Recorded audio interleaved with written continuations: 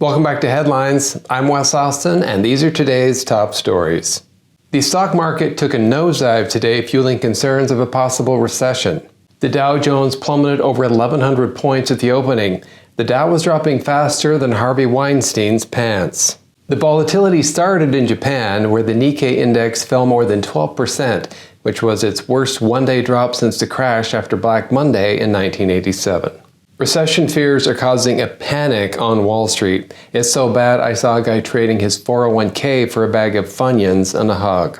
In other news that I'm sure is not related at all to the stock market crashing, Newsweek is reporting that in the national polling average, Kamala Harris is now leading Donald Trump. It's like Wall Street just found out that their favorite hedge fund is now being managed by the DMV.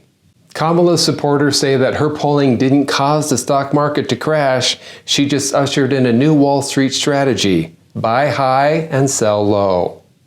While being interviewed by CBS, Nancy Pelosi claimed that President Biden deserved to be added to Mount Rushmore. Such a consequential president of the United States, a Mount Rushmore kind of president of the United States.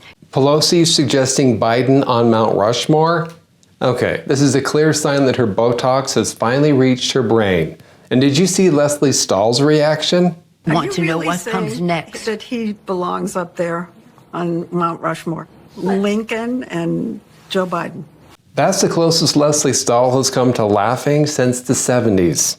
But you got Teddy Roosevelt up there, and he's wonderful. I don't say take him down, but you can add Biden. Pelosi's not a Teddy Roosevelt fan. She seems to think that if Teddy Roosevelt is on Mount Rushmore, anyone can be on Mount Rushmore. If they do end up adding Biden to Mount Rushmore, we just need to make sure he's carved with his eyes closed and his mouth open, otherwise people might not recognize him. In her interview on CBS, Nancy Pelosi denied that she played any role in the mutiny against President Biden to get him to drop out of the presidential race. I understand that you don't want to own this. You were the leader of a pressure campaign. No, I wasn't a leader of any precious party. Well, let me say things that I didn't do. I didn't call one person. She didn't call one person. She called 7. It's like saying, I didn't eat one cookie. Of course not, Nancy. You ate the whole jar. Pelosi couldn't even say the words pressure campaign. She said, no, I wasn't the leader of any No, I wasn't a leader of any precious party. I mean, she was so nervous, I thought she was going to accidentally confess to being the Zodiac killer. When someone is so evasive that their eyebrows can't keep a straight face, they might be lying. The Biden-Harris State Department accidentally gave $239 million to the Taliban. Don't get upset already. It's not like they're going to use that money to fund terrorism or anything like that.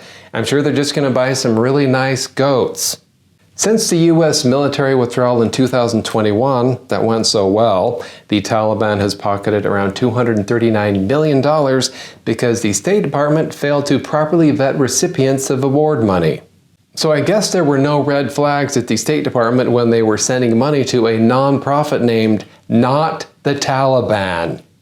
The State Department also has not complied with document retention requirements, which makes it conveniently impossible to assess the magnitude of its ineptitude. Let's look at the bright side. The United States gave $239 million to the Taliban on accident. It wasn't on purpose.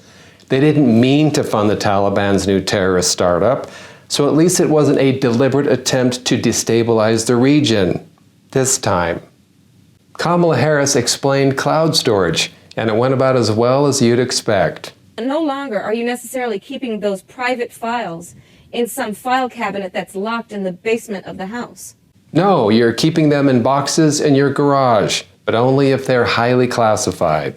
It's on your laptop, and it's then therefore up here in this cloud that exists above us, right? It's no longer in a physical place. Nothing to worry about here. Kamala just thinks that cloud storage is in a literal cloud in the sky above us.